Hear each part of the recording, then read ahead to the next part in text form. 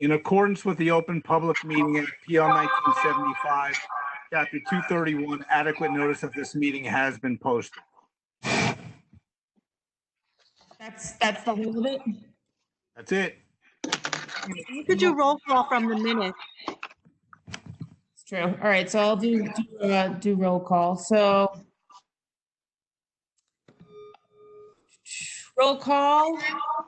Walter. Stan. Yaras. Present. Present. Jessica Johnson is present. Diane Podesky. Here. Sonny. Rezwan. Here. Arnold Schmidt. Here. Paul Walitsky. Here. Seal McAvoy. Here. Robin Soydan. The dam here. Sorry. And Council Liaison Chase. Here. So I hope somebody's minutes. Ted, are you taking minutes? I'm taking the minutes. Oh, perfect. Okay, so I didn't have a chance. I didn't have a report. So we're gonna skip that until Walter's point. Did everybody have a chance to look at the minutes? Yes. Do we want to have a vote? I have comments. Go ahead. All right. In about the fifth down, where it says A. Schmidt reiterated his complaint. This is not, I didn't say, this isn't a complaint. This is an issue that has been brought up before me and other commission members were making a complaint about the hypocrisy of the council working on a plastics ban while sitting behind single-use plastic cups on a dais. My point is, it should say A. Schmidt reiterated the issue about the disposable plastic cups. Okay. And the second thing that I want to, What was the next noun? it should be A. Schmidt reiterated the issue about the disposable plastic cups.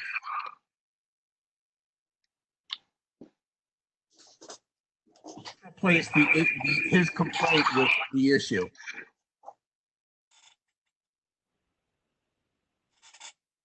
Okay. All right. And the second thing is on page 2. Okay. It says in the minutes, with this, the environmental proposed ordinance was deemed complete. Chase will transmit it to the mayor and council for typos. It was my understanding that we were going to have time for a final review before our next meeting, which was scheduled for March 16th, which time we would vote on the ordinance, giving us plenty of time to submit it to the mayor and council for their next scheduled meeting, which would have been on March 24th. So my question is, was this ordinance, was it submitted already to the mayor and council? Well, maybe that's to bring up during the meeting versus. I just want, I want to know, yeah, that's a good point, but I want to know if that's what Ted is saying in there, is that accurate? There is some terrible echo. Jessica, that echo is coming from Paul. If you want to mute him, then you won't hear that echo for right now, and you can just unmute him when he talks. I just muted Paul. If you want, I know you can't respond, but on the right-hand side of your panel, you'll see a little chat box if you put your mouse over someone's name. So if you put your mouse over my name, you see a little text bubble. Click on that. You can chat me and tell me when you want to unmute, and I will unmute. Okay? Okay, Jessica. So my point was that it says it was deemed complete, which Right. understanding it was not deemed complete. We were going to do that at our next meeting. So where are we with that? And, we do need to discuss that during the regular meeting, but what are we going to do about the minutes? I'm asking, was this already sent to the mayor and council? I think that's a Ted question, right? Ted, do you know if this was sent over? I'm gonna look at exactly what wording I had. Well, I don't think so. I'm trying to remember, because then everything started being canceled. And I thought we were going to begin at the next meeting. It wouldn't be final until then. So, although I agree, the minutes say the ordinance was deemed complete, but I knew you wanted more discussion. Well, yeah, and we didn't vote on it, so it wasn't complete. My whole point is, if it wasn't sent to the mayor and council, then we're good. I mean, the minutes can be changed to reflect that, or however, whatever you want to do. My whole point was we want to make sure that we can still discuss that because it hasn't been sent to the mayor and council.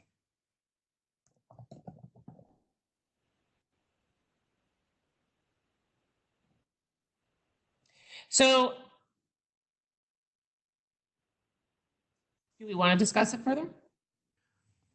The whole point is that if Ted's saying he has not sent it to the mayor and council, then it doesn't make any difference what it says in the minutes. It does, but it really doesn't if he hasn't sent it to the mayor and council. So this is where I'm sort of green. So how have we handled situations like this in the past? If there's minutes that are saying something, I mean, obviously COVID is an unusual circumstance that no one has dealt with. But you know, how have we dealt with similar circumstances where maybe meetings were paused for whatever reason and things that were being offset, if you will? Well, I guess it says with this, the Environmental Commission's proposed ordinance was deemed complete. I don't think that should be in there, that the ordinance was deemed complete, because we never voted on it. Well, then Ted, can you make that amendment? Yeah, I will take that out. Thank you. Anyone else have any other comments, questions, concerns? No? Anybody want a motion to pass the minutes? I'll make a motion to approve minutes as amended. I'll second the motion. Third? Anyone? Come on. Third? Meeting, so I No, you don't need a third. It's just All in favor? more discussion, no more Yes, discussion. All in favor? All those all in in favor favor, say aye. Aye. Aye. Any Aye. opposed? Paul, I'm gonna unmute you so you have a chance. Any opposed? No, yes, I vote in favor of the motion. I'm gonna mute you again. Any abstain? No? Okay, so the minutes have passed. You'll have to forgive my clumsiness with this. I've never done it before. All right, well, the website is usually me anyway, so that'll be good. We did have one email. And now I'm logged out, so I have to log back in, so bear with me.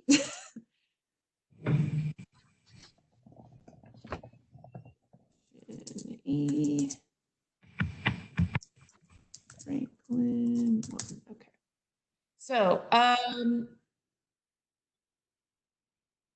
Kathy Snyder from, Seal, I don't know if you remember, Kathy Snyder was from disposeofmymeds.org, had sent over like a useful protocol for disposing of drugs, and you had the prescription disposal safety guide. yes, as I recall, I made a change to it. There was something that, and I don't remember now, what she recommended that didn't work for us. I think Walter commented back, you know, or someone commented back add this to the December 2 meeting agenda, or we will likely not share the presentation at all. And then Kathy Snyder wrote back and she said, here to follow up regarding the suggested resource. So, and I explained we've been on hiatus and we were having a budget meeting tonight, but that, you know, we would do our best to get it up for discussion because we have a lot to discuss. So do you want me to just table her and then we can bring it up at the next meeting? Yes, yes, I should be back home for the next meeting, yes. Because I don't have a document or anything in the email notes. So if you have a document where you made edits. No, I don't. I don't remember. There was something that I know I disagreed and I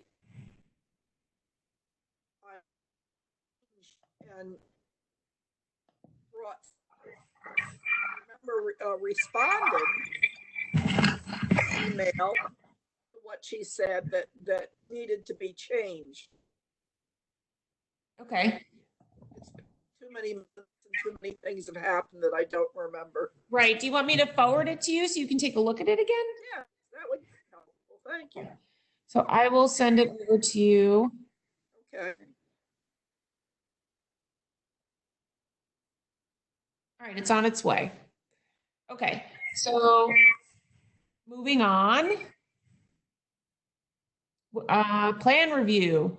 So forgive me, does anybody recall off the top of their head which plans were your priority? Yes, I had, this is done. I am supposed to review one of the plans. So I think what I can do, I can share link.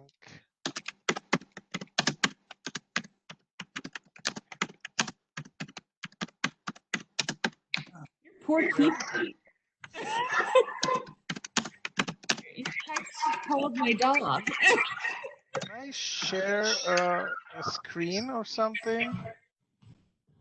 I can probably help you with that. So let's see, change role to make you a presenter. Let's see. And then at the bottom of his screen, Okay, now, yes. share content. Okay. This, no, not this one, not that one. Do you see how to do that, Stan? Yeah, wait a second. I'm just. I just, in the chat window, I copied and pasted the plans and who was supposed to do them if we want to go through in order. I think what you see is, oh, this is sharing whiteboard. Oh, no. Yeah, so you can share a file, you can share the whiteboard. Okay, oh, there you Paul go. was telling me that he had the Ivy plan, which is before the planning board right now, and he did review it. Do So you see my screen? do you see your screen? Everybody else see his screen? Yes. Okay, so I'll go to the top.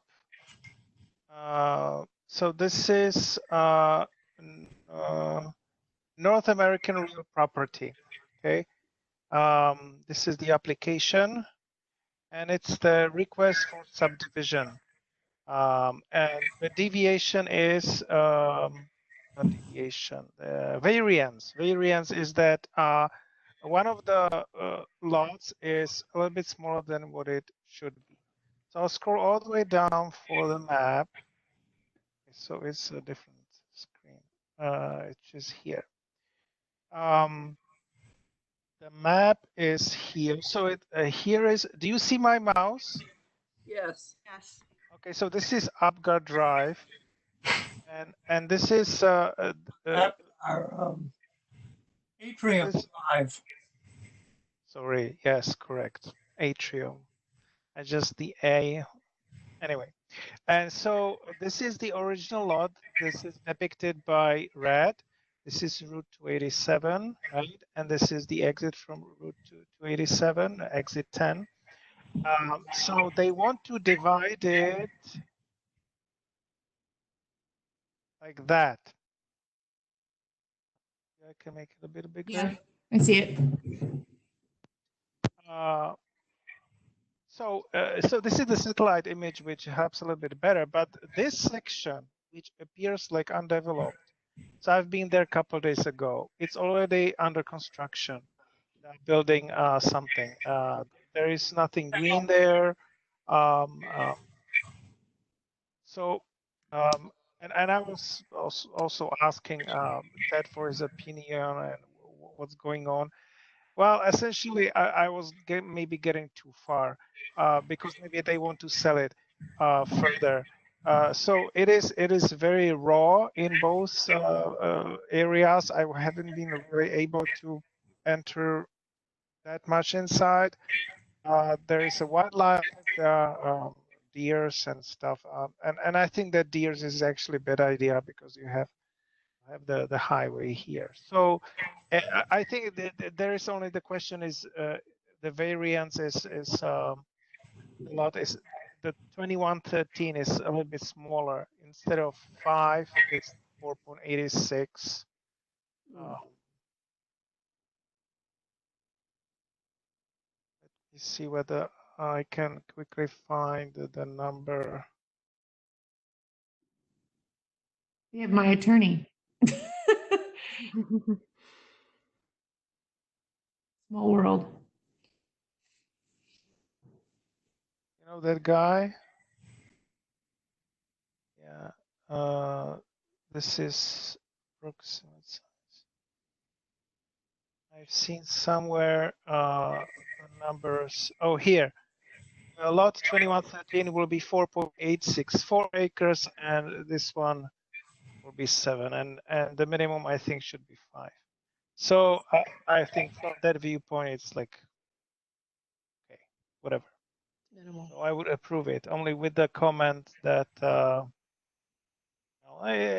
would much rather prefer the wetland to stay because it creates buffer from the road.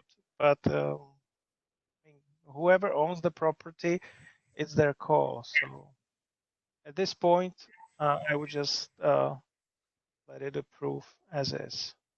Did you say something about it impacting a wetland? There are a number of very small wetlands. And it's above the level of Raritan River, and it's not actively contributing to the ecosystem, so to speak. Ted, did you say something about? There's no construction There is no construction at this point. approved at this time. That would be the time when they come Yes. forward with a plan for construction. Yeah, all they're looking to do is do the lot division right now. Right. Yes. Lot division, and we really don't have anything to do with that. Yeah. So it's only division. So from that viewpoint, it's okay. Okay. Anyone else has a comment? That would you My like to only make other thing, my only other thought would be, is there any wildlife that is protected on that area, because it's one of the only green spots. But again, if We it's would just have- lot division, it doesn't matter. would have to do survey, but I've seen birds. I'm not ornithologist, so I don't know which birds. But I would assume that whatever birds are there would be also elsewhere. So Come into play for a construction, Yeah, same thing. Yeah, that's what I was saying. So it may not matter. not at this point, no. Okay. All right, now I found Walter's email. He said the other property that was, Stan, are you gonna send back your comments in writing to Walter so he can submit them? if you prefer to send by writing, yes. I thought that I'm supposed to say it verbally during this meeting, but yes, I can type it in and send it by email. Yeah, don't we normally write our comments and then they go back to him and he sends them back? So I think Paul types them up, doesn't he? hold on. Paul, you're unmuted. Do you Yes. type that? Yeah, I send a email on each one of our ones to Christine Woodbury. And she's asked me about these. So, and by the way, my phone is off completely, so it's not doing any feedback. Okay. But yeah, send me a little, I'm gonna make notes. So I'll have it. I know North American property because I've read that one already also. And it's just a subdivision. Yeah. I guess he sent any comments to Stan just to help him out, Yeah, or to Paul, excuse me. And send your comments to Paul. yeah. Then I can I'll send everything to Christine. A lot of background noise there. Are you like, is there a lot of people around or something? No, I'm all by myself in the kitchen. It's not my phone, because my phone is off. I'm sitting in the kitchen all by myself. You know, Okay. it's quiet here. It's coming from someone else's. I don't know. When I mute Paul, it goes away. Paul, I don't know what it is, but when I mute you, it goes away. We'll just keep going. All right. So, Walter's. I hear echo. Walter said that the next priority property was the S4 Estates plan, which Arnie was reviewing. So, Arnie, can you? Maybe I should stop.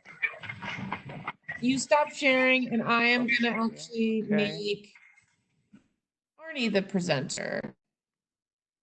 Yeah, I'm not going to put anything on the screen. So I'll just talk. Well, that's fine. It's a simple thing, and what I'll do is I'll read to you a little paragraph, and I'll email it to Walter when I'm done. But this is 3509 Route 27. The site is already under construction. The applicant wants to amend the previous approval to construct a 1,400 square foot second floor mezzanine over a tenant space for storage. It appears to be an interior change only, so there's no environmental concerns. Okay. Are you sharing your whiteboard, Arnie? Who's sharing your whiteboard? Is this my whiteboard? Yeah, it's you. Whiteboard. I didn't even select that, so I don't want to share content. Is it left from Stan? My computer says viewing Jessica's shared content. I'm not even sure how that happened. I made myself the presenter, but I can't take away my presenter options for some reason. We'll wait till the next person and make them the presenter. It's fine. It's gonna be Paul. So Paul, you're the presenter now. I'm gonna unmute you. Okay, this is the Ivy section. This one is one we reviewed before. It's a warehouse off Apgar on Riverview Drive. And what they wanted for this variance is they only have 100 parking spaces. They need 170, but their adjoining property has excess parking spaces. So all they want to do is allocate some of those to the new building. There's no environmental concern again of this one. It's just a matter of reallocation of the parking spaces. Okay. Next I have Seal. Did you look at your plan? No, I couldn't open anything up. I'm on my iPad, not on my computer. Okay, well the priority ones we just did. So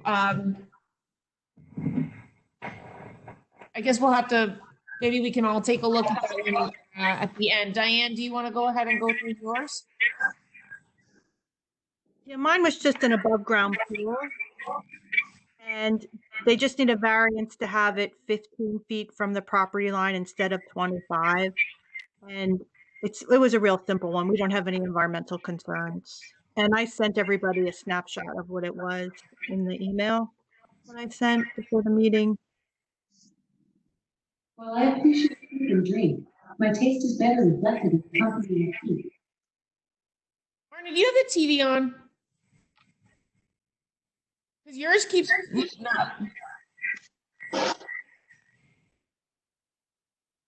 Okay. Trying to keep it, I'm gonna keep everybody honest here. I'm just teasing. All right, and then I guess next is me. Mine was super simple. I'm gonna share my screen.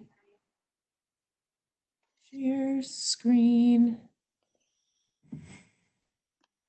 Okay, so can you all see everything? Yes. So these people want to put a shed in. This is their property. They want to put the shed right here. I did look at, I stalked their property on Google Earth, and basically this is their property. They want to put the shed right here. The issue is that the applicant seeks to construct a 10 by 1,660 square foot shed and a 12 by 18 gravel pad. The proposal requires the following variance. The max impervious surface is 25% permitted. They're already at 26.3. They now want 27.4. Part of me is like, it's a shed, but then it does beg the question, are there current areas of impervious surface that could be converted to a pervious, such as, is there another area that's gravel that could technically be mulch? Is there, I don't know if that's an unreasonable ask, so I kind of wanted to put it to the group.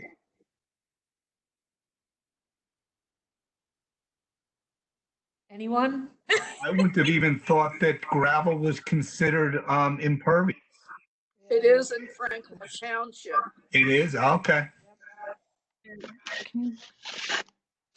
Well, maybe they can just use something in each corner and not put any gravel down. What's the need for the gravel if they just elevate it on a cinder blocks at each corner with some kind of wood or something that keeps it off of the ground, but there's no gravel?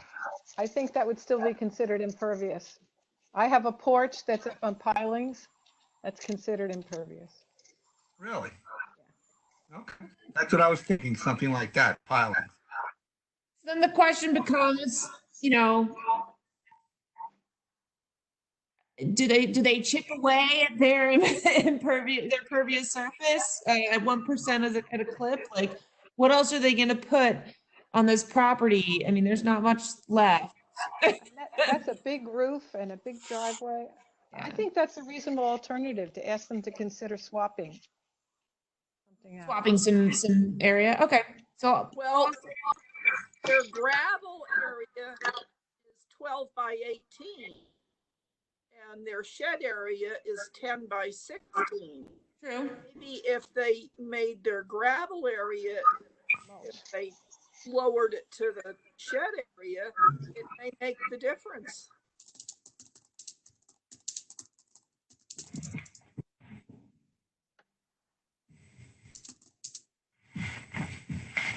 That's typist. We've already learned this. Especially when people are watching me.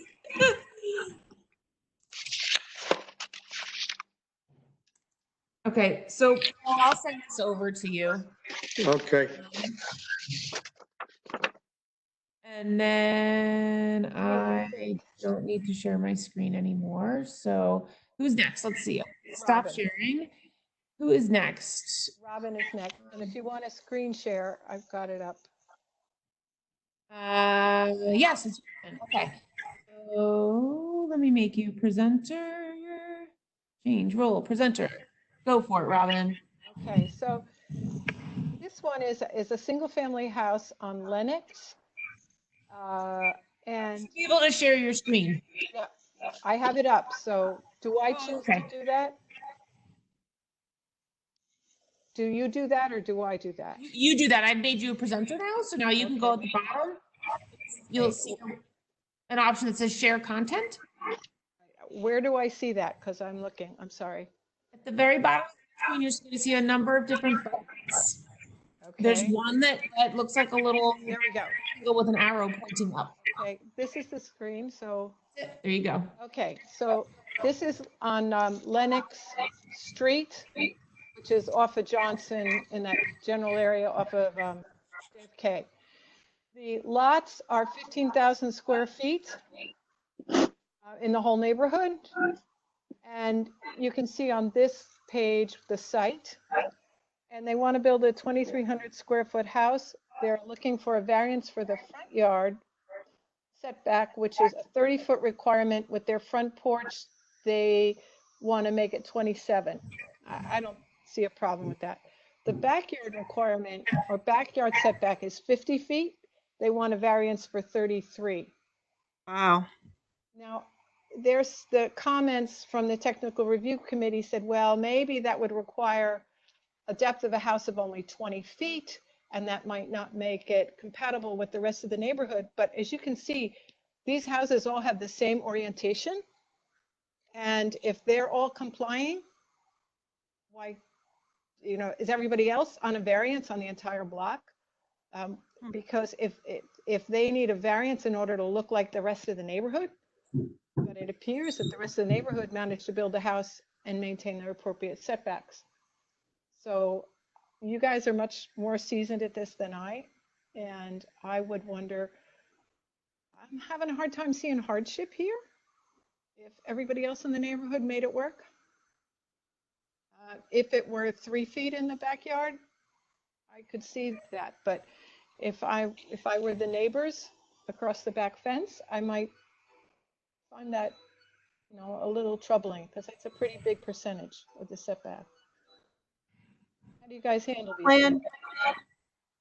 Well, it also looks like their yard is heavily treed.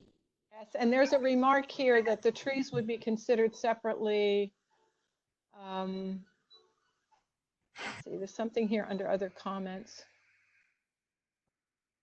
Replacement. Yeah, provision of street trees will be viewed at the same time as well. I mean, it looks like there's some mature trees there, which would be a shame to lose them all. But the Would be, is there enough screening between their yard and the neighbors to their rear? right, and if you give me a minute, I can try to bring up that. Oh, shoot. If I bring up the plans, but I can't get to them because it's behind this little screen sharing gizmo. Here's the application right here. Site and architectural plans. What I want. You can't tell much from this, unfortunately. So here is the house over here. This is the front yard. This is the street. And this is, so it looks like there's a tree here and a tree here and a couple of smaller trees over here. And they're showing a 6-foot vinyl fence. I mean, I don't have a problem giving like a 10%, 12% wiggle room, but 30%, 35%. That is large. So, I would really want to see why it's a hardship if the other houses could do it. And granted, it's not ideal to have a long house, but I've lived in farmhouses all my life, and that's the way they're built. Room, room, room, room, room. So I'd really defer to your experience. Well, I think you have a good point. I think it would be reasonable to ask if they could vary their plan so that it would be in conformity with the rest of the neighborhood, not encroach on so close to their neighbor.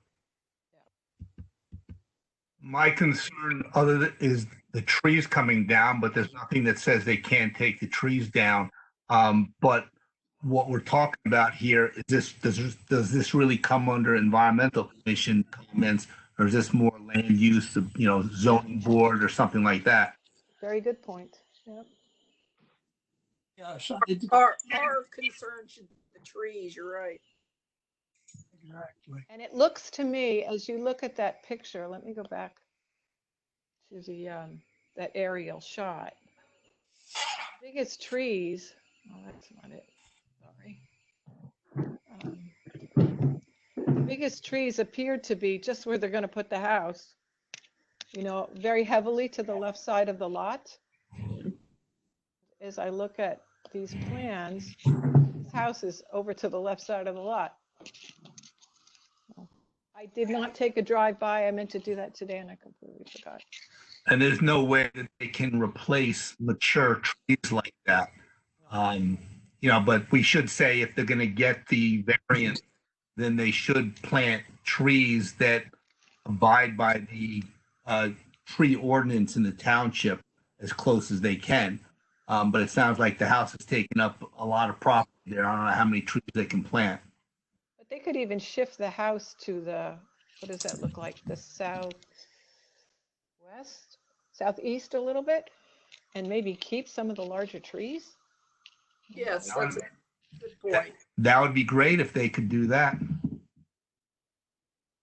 Well, that maybe should be our comment, that they should investigate changing the site plan so that the trees can be saved. Paul, can you write this up in Environmental Commission lingo? Because I'm so new at this. I prefer if you did it.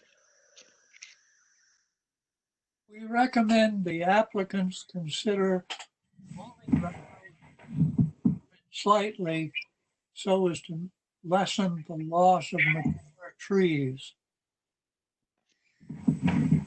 Sounds good. In view of the substantial exception they're looking for in the back. Sounds good what Ted said. Yeah.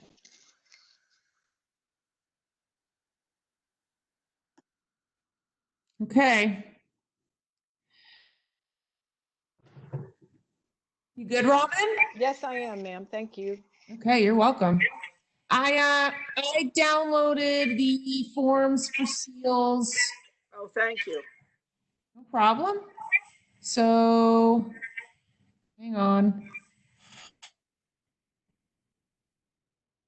This is going to be a little tough because I'm not sure how we're all going to see this.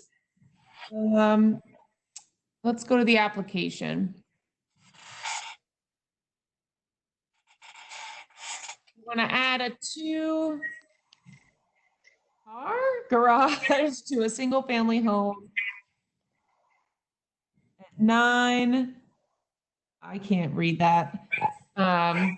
Layered. Store tools and 2 vintage vehicles. Okay. Terrace, What? the street's Laird Terrace, I think. Okay. Good job, Ted. It's all those years teaching, reading students' handwriting. All right, so they're looking for a variance.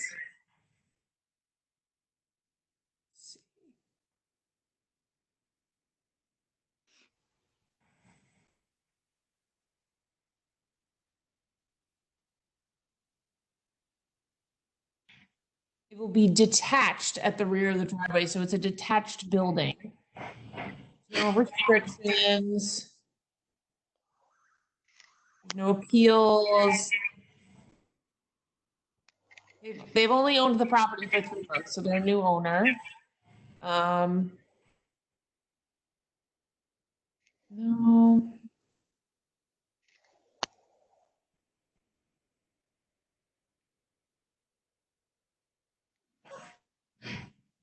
Okay, so then let's go. Do we want to look at the plans first, or do we want to look at the technical review? What's the variance for? Did it say in that document that you just had up? It didn't say. He just Maybe said. the technical review will say. Yeah, that's kind of what I was hoping for. Setback variance for proposed garage. Subject site is a 0.97 acre residential. Oh. They're required to have 25 feet and they're only going to be able to give 10. Ooh. The address is what number, Laird Terrace? did they say? 9. Says, All right, so.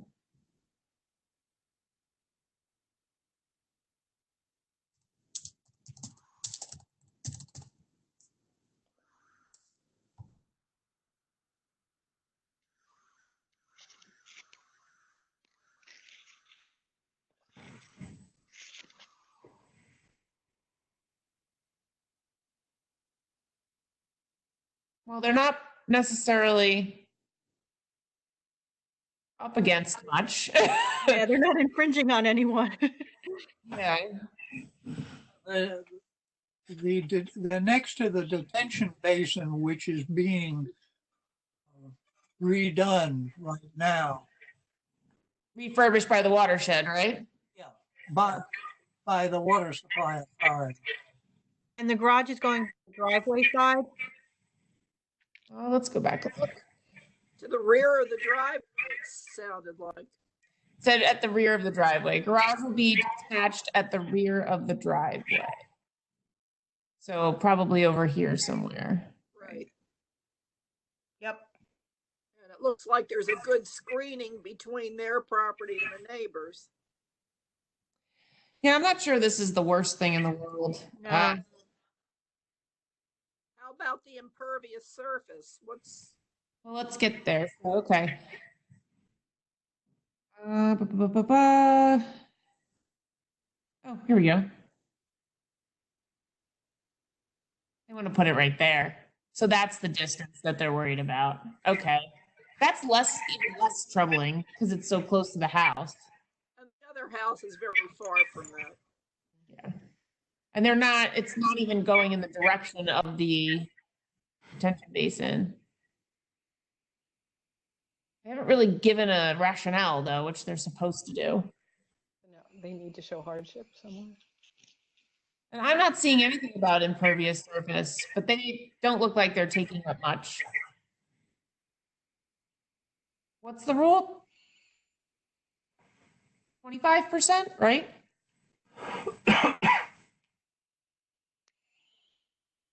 They don't have it on the plans. We should make that our comment that we need to know what the total impervious is going to be. So the notes here say. Looking at perk rates. I don't know what perk rates for a drive or a shed, garage. I don't see anything about. This is an old plan. Why are there septic tank drawings? Am I wrong?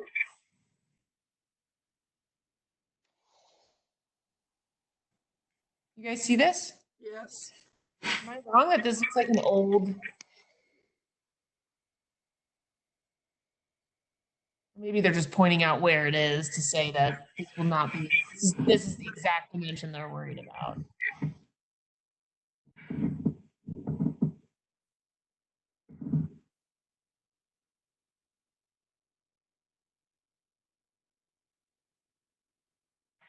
Nothing about impervious surface. So, Seal, what comments do you have? Do you want to send them to Paul? If the added option is under the impervious surface limits, there would be no objection. Okay.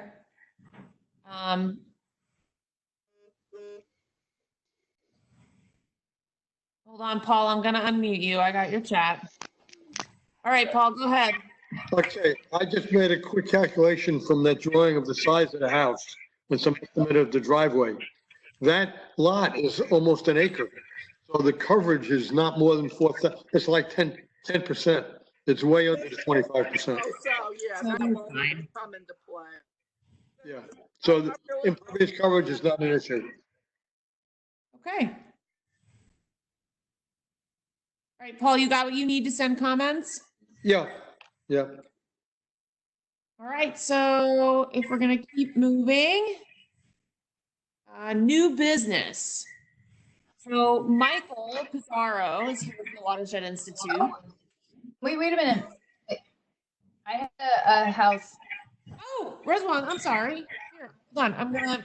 No worries. You are presenting now. Okay, great. How do I? Bottom of your screen, you'll see if you bring your mouse down there, a bunch of buttons will pop up. And you'll see one that looks like a rectangle with an arrow pointing up. Oh, okay. Share content, then you can choose exactly what you want. Okay, well, I think there we go.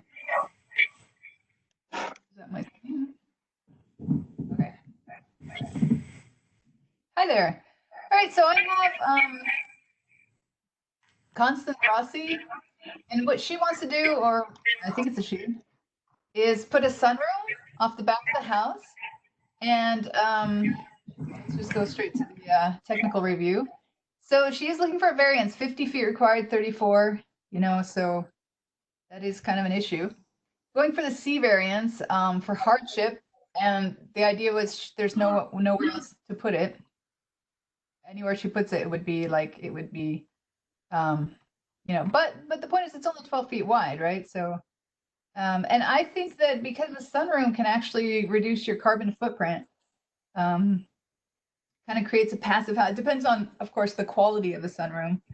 We can make that a note, like what is, because it could be an upgrade. And in fact, she's going for a C variance of the type A hardship. But I think, if we want to encourage people to do more sunrooms for passive solar impact, that might be a fun thing. Like we should make a point of that.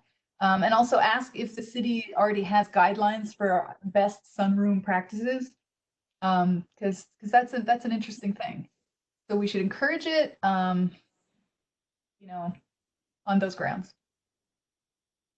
That would be my suggestion.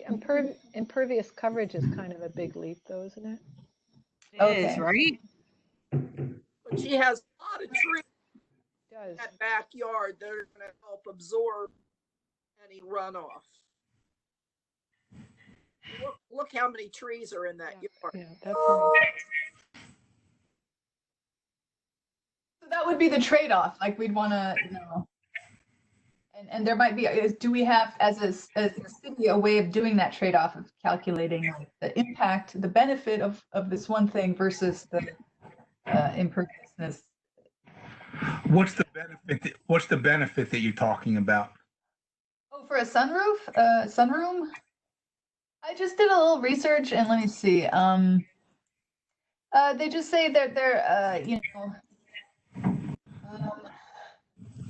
if you less heating, if it helps heat your house, you're using less. How does a sunroom, not a sunroom, Passive- how does that help heat your house? I don't understand that. Well, I'm not sure. I think during the summer, it can keep things cooler by creating a space. Depends on how it's designed. Again, so that's what I'm saying. Like if we look at this, it is considered as a thing that can be designed to have passive solar heating and cooling properties. But you could also design it to not have those. You could design it just like, hey, I'm going to slap up a thing with some glass, and then it's the opposite.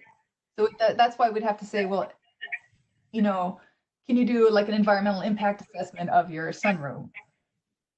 Yes, that's my point about saying it's a sunroom. A sunroom is a generic addition to a house. During the winter time, what's the benefit during the winter time? It's not going to be as well insulated for heat. If it's a Because that's what they were saying here. Well, so it's a design question. Yeah, I mean it's like multiple paned windows. They cost more initially, but long-term energy savings. I know, and it could be more. It's more of a life improvement. But Well, maybe that should be our comment, that if it's a properly, efficiently designed sunroom so that it would contribute to energy savings in both the winter and the summer, that would offset the impervious surface. but actually, I think that the key issue is the placement. And so I didn't really study this because obviously, you need to face it the right way and have it so the sun doesn't come in. But the placement isn't an environmental concern per se. What Seal is saying, I think, is a very good point. What she said. Yeah, I just actually looked up how can a sunroom reduce my carbon footprint, and the only thing that I'm finding, of course, it's a sun patio manufacturer. They're saying like dry your clothes in your sunroom and use your sunroom as a garden, but the only the only, I don't know, the only one that holds water that they wrote in was that it could be surface area for solar. So I think that's a comment to make, that if you're gonna have a sunroom, you know, I don't know, is it like greenhouse where the whole ceiling is glass, or is it sunroom where it's just the walls? Because if we could make the comment, you know, we should be considering using that surface area of the roof for solar. Yeah, but that's a great idea. But looking at all the trees around there, are they going to be able to put sun panels on the roof there with all those trees? We don't know. If they can, that'd be great. I'm not even sure if this faces south. Apparently, ideal sunroom would be facing south to get the sun for the winter time, and then if shaded to like, so it's a passive. What's the address? It's where's the address? 25 Hughes Road. 45 Hughes, H-U-G. 23. Hughes. Hughes. In Franklin.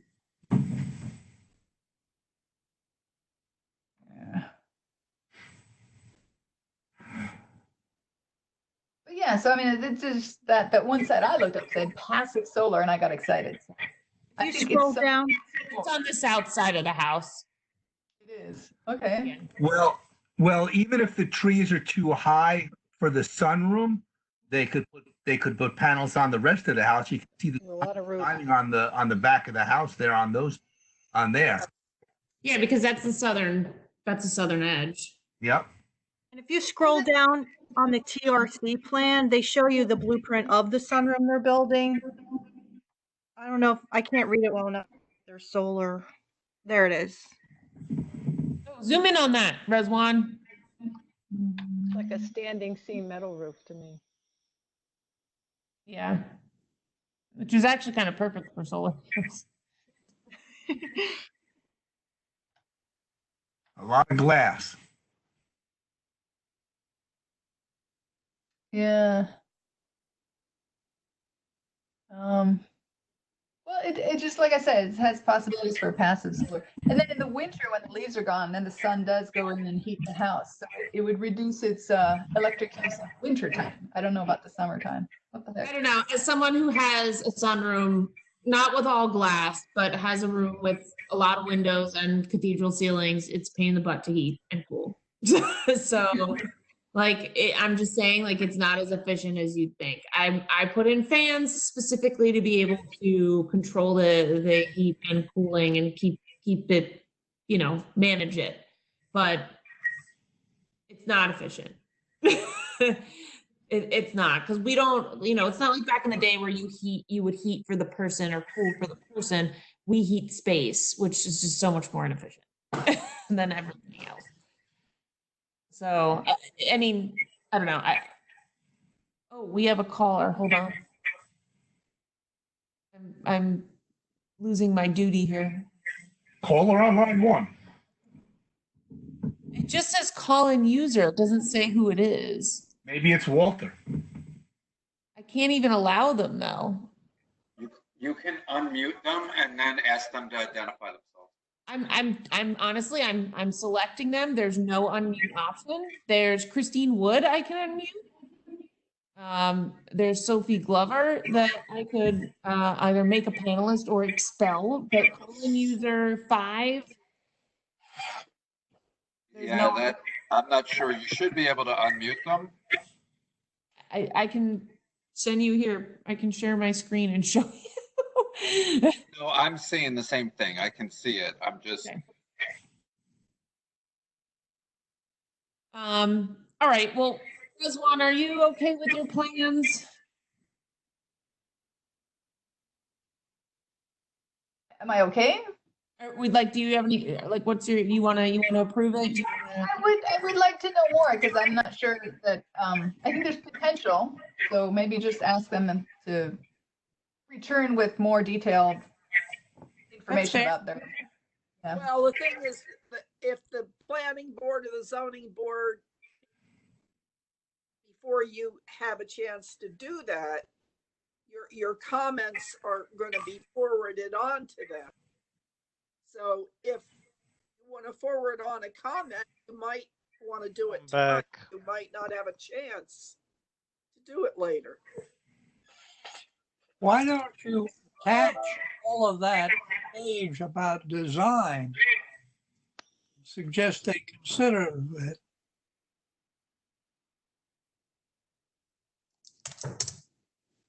I did actually forward a little note about it to everybody and just said, hey, consider it, and here's a link, but I don't know what else to say more formally. I mean, I did like just my write-up, just like Diane did. You should have received the email. Robin had to go. She apologized. And I just returned. I had some unprecedented technical issues. I don't know why. Okay, so, Rezwan, you're gonna send your comments to Paul, your questions to Paul?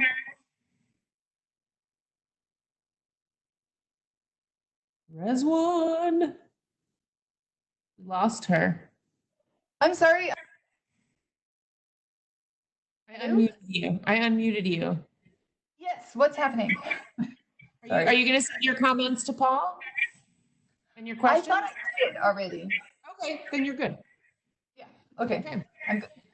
All right, so that's all the plans. So now we're gonna get to Michael Pizarro.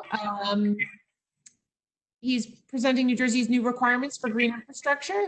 So Michael, I'm going to make you the presenter. Great, thank you very much. Welcome. Thank you. It's been very interesting. I appreciate this opportunity. Sophie Glovier, she is our municipal, I guess she is still on the phone. So just, I'm gonna make her a panelist right now. okay. So I've made her a panelist and she's unmuted. Thank you. And just wanted to get a couple questions or sentences. I know, you had the technical difficulties at the beginning. I know it's like 8:30, so I don't want to go too long. Is everyone fairly familiar with what the stormwater rules were, or sort of still are at this point? All right, so I will very, very quickly sort of run through that. We have a presentation which I can send afterwards. You can look at it. We are here if you have any questions or want to talk about the presentation or the rules. We'll be more than glad to do that. So my name is Mike Bassam. I'm the policy director for the Watershed Institute. A couple of years ago, we changed our name from the Stony Brook Millstone Watershed Association. We've been around for 70 years and we work in 25 towns plus on state level issues. Do stream monitoring. We've run a bunch of courses on green infrastructure, which is what we're going to be mainly talking about tonight, including a green infrastructure training course that we're modeling off a program in the Chesapeake Bay. So that is a program to help train people to design, install, and maintain, something about the new rules that we'll be requiring. So very quickly, sort of an outline. This is Heightstown a couple of years ago with Irene. But what you need to know is flooding, extreme storm events really are starting and are continuing to happen more and more frequently. Rainfall is not what we think it was. It's starting to increase. Just from the last 7 decades of the 20th century to this century, we've had an almost 3.5-inch increase of rain on an annual basis. 2018 and 2019 should not come as any surprise to all of us. And the other thing that is happening is instead of having it come in regular intervals over a long period of time, we're starting to see these extreme events where it's a really heavy downpour and then, it ends. So that is sort of changing, and it's not how our systems are normally designed to handle. Impervious cover, you've talked about that a bit tonight. Traffic used to sort of escalate, and as we get more and more developed, obviously impervious cover increases, which changes the water cycle. So instead of a lot of that water infiltrating, we're going to shallow infiltration and evapotranspiration. More of that is just running off. And you know, the rule of thumb is if you have a watershed or a sub-watershed that has more than 10% impervious cover overall, you have an impaired waterway, which means you have waters that are not healthy and you have flooding. This is, I borrowed a couple slides or graphs from the Rutgers Impervious Cover Assessment, which they did in 2015. Again, red is urban, so that's, you know, densely packed land use. And based upon the report, it's either in 2010 or 2012 data set, you had 14.4% impervious cover. So a little over that 10%. That's probably changed over the years as development has continued. And then breaking it down, you have different sub-watersheds, so drainage areas for streams. And I apologize if you hear my dogs. They've been sort of active tonight. In this graph, again, borrowed it from Rutgers, they have broken out those sub-watersheds. And if you can see, oops, I didn't mean to do that. You can see impervious cover, you know, 4.5, great, 34, a little bit over, and so forth. So you have a couple sub-watersheds that are significantly above that 10% mark, but an overall, you know, score of 14.4%. And that sort of results, as I said, we do stream monitoring. I took a couple screenshots from our website. We run it for different parameters, and this is just a couple: phosphorus, E. coli, aquatic life, and those sub-watersheds. You're not seeing a lot of green, which means we have impairment, which means waters are not meeting standards that DEP and the Clean Water Act has set out for it. And partly is, you know, the way we manage stormwater. So until recently, we weren't managing stormwater. So as older areas had developed, they weren't addressing their stormwater. And then I believe in the late 80s, 90s, we started managing stormwater for flood control. In 2004, we started managing it for water quality as well. And we did get it into a pipe, get it somewhere off-site as fast as possible. And, you know, and that was the way we did it, and are still doing it. And really what that does is moves the problem from one site to somewhere else. You pick up a host of pollutants that are on your ground and your land, and you move that somewhere else. And as you create that impervious cover and move that water off-site as fast as possible, you're not giving the land a chance to regenerate and to infiltrate some of that stormwater. So there's your Model T. No one would want to be driving that anymore.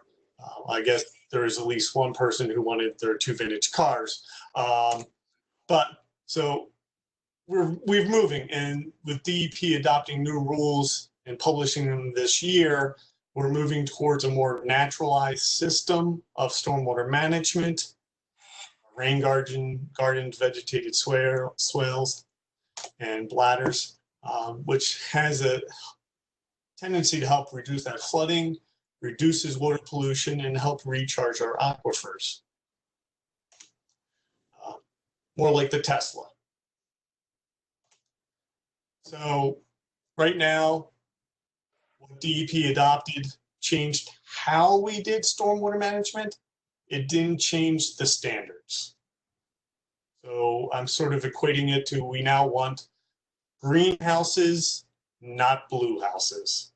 But how we build the house, the standards by which you build that house is still the same. It's just the method that you address it has. So the way we do stormwater is you minimize runoff, to reduce flooding, to maintain groundwater recharge, and to prevent the increase in pollution. And what we're really doing is we're slowing the rate of which stormwater problem is getting bad.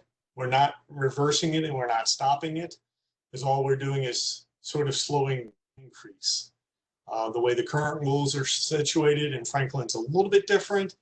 We're only doing stormwater for new large developments, and we're not really tackling sort of the sins of the past, prior developments that did not have any stormwater management. The new green infrastructure rule, which DEP adopted in March, well, they published in March, does a couple things. As I said, it changes how we treat stormwater. We're using green infrastructure, green techniques. If you know your stormwater rules, there's a thing called the non-structural techniques. You're supposed to maintain existing natural features, disconnect impervious cover, and there's 9 of them. They're usually widely ignored. So DEP decided instead of fixing them, let's just get rid of them. I bolded that because I think that's a huge mistake. And I'll talk a little bit about that later. I should have said, if anyone has any questions, please just jump in. I'll try to answer them. And then also did something, so the current rules say all impervious surfaces need to be treated for water quality, quantity, and recharge. What the DEP had done is say, if it comes off your roof, you don't have to do water quality. It was never in the rules, and now it is. So if the runoff is not coming off a surface that it can be traveled by a motor vehicle, you don't have to treat for water quality. Again, I think that is a huge mistake. Pollution coming off our roofs, our patios, our sidewalks can be just as significant as what's coming off driveways, streets, and parking lots. They are changing sort of the mitigation requirements. So if a planning board or zoning board were to give a variance from the stormwater rules, the green infrastructure rules change how that happens and when that can happen. They're requiring stormwater management systems to be part of a deed notice so that they are protected forever. And municipalities will have 1 year from that March publication date to update their stormwater ordinance. So roughly, I guess, about 10 months from now, Franklin will have to have adopted a new stormwater management ordinance to come into compliance. Green infrastructure. So DEP now defines it as a method to treat stormwater runoff through infiltration to subsoils, filtration through vegetation or soils, or storing stormwater runoff for reuse. And so you have your standard rain garden. This is actually a rain garden that Princeton University students built at the edge of our driveway at our reserve. You have green roof, that's also on our building, and cisterns. We don't have that kind of cistern, but we do have a cistern on our site. Our Watershed Center was developed to mimic and use a lot of these green infrastructure techniques. So we have rain gardens, we have porous pavement, we have a cistern. So we have a lot of techniques that we have in place and have had for the last 5+ years, just to show that these systems can and do work, because it is new and some people sort of question it. As I said, what they're doing is saying you don't have to treat. So the stormwater rules say you have to treat for quantity or rate. You have to recharge, and you have to treat for quality. What DEP and the new rules say, if it's a motor vehicle surface, parking lots, driveways, roads, you treat water quality as well as quantity and recharge. If it's not, if it's your roof, your sidewalk, your patio, you only have to treat for quantity and recharge. You don't have to filter that water. Roofs and sidewalks can contain a host of pollutants that we either unintentionally put there or intentionally. So, you know, your fertilizer, your dog, pesticides, all of that does get onto our sidewalks and our patios, sometimes intentionally, sometimes not. And that all washes off with the rain. And the way the new rules are, you wouldn't have to treat for that. So while the rules say, this is one of those things you're changing, Franklin can be stronger and not have to do this. And I would encourage Franklin to do that.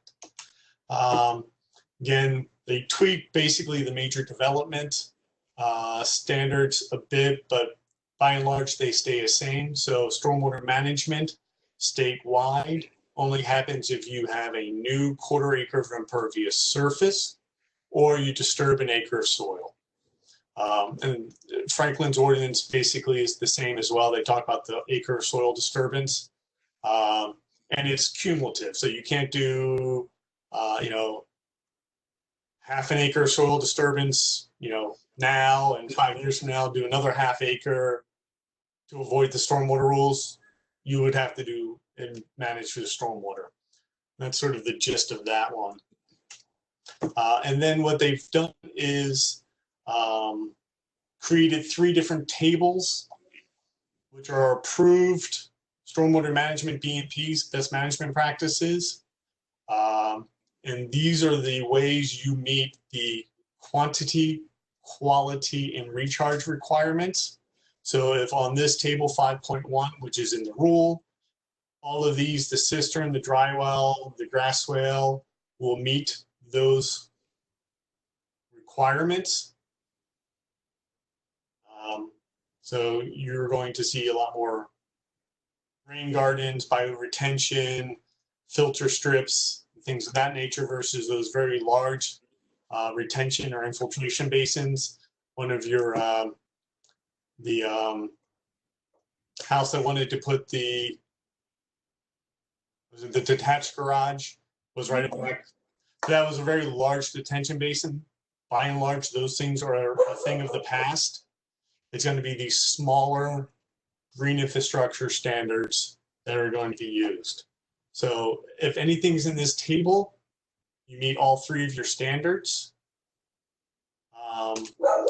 And then this table does not provide quality benefits, but does do your recharge and quantity benefits. So you'll probably see some of these going forwards, but probably not as many.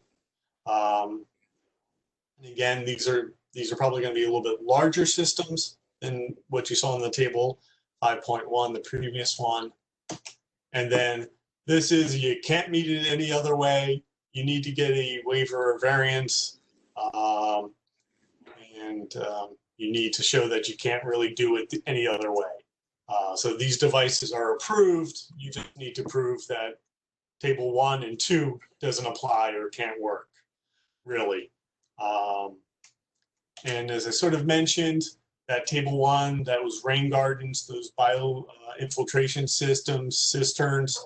What they're going to be doing is they're going to be smaller. They're not going to be very large systems, because instead of taking your entire development, shuttling that stormwater through your development to, sort of the back part of the development into a giant basin, that's no longer going to be allowed. And what DEP has said is we want to mimic natural hydrology, natural conditions, and they said, and the rules require very small drainage areas.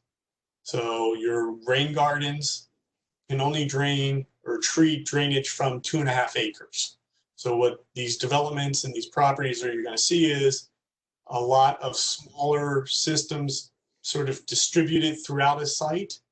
And that keeps the stormwater management, the treatment closer to the source, and mimics sort of natural conditions a little bit better than the old way. So no longer are you going to have your 170 units somewhere in the stormwater basin down at the bottom where no one wants to go anyway, right on the verge of the woods. Now you're going to have these systems spread out throughout your development or your site. And all of these sort of have these drainage acres, really about 2.5 acres, unless you're a dry well, and then only an acre of roof line, which is a very large roof. But then I said they're changing the mitigation and variance standards.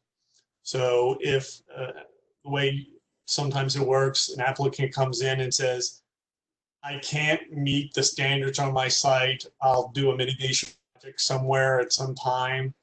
Planning boards sometimes gave that approval, but the mitigation project never happened. So what the new rules say is if the planning board or zoning board is going to give a variance of a requirement, the applicant has to identify a mitigation project somewhere, usually in the same watershed or sub-watershed, and that project actually has to get built before the applicant can complete their project. So it's no longer we're going to do a mitigation project somewhere else. At some other time, it's this is the project and we're going to do it. Also, the standards by which a variance is given. So the applicant has to show they cannot meet one or more of those standards anywhere on their site. And then if that's the case, they can get a variance from that requirement. So for example, if you have a site that doesn't infiltrate, so you can't meet the recharge requirements, you can get a variance for that, but then you do a mitigation project somewhere. But you still have to meet the quantity reductions and the quality reductions. So they're making it a little more stringent, making the applicant do something on site versus sort of skirting it. And you know, if you have a site that has multiple drainage areas, they have to show that for each drainage area they want to make a change and get a variance for.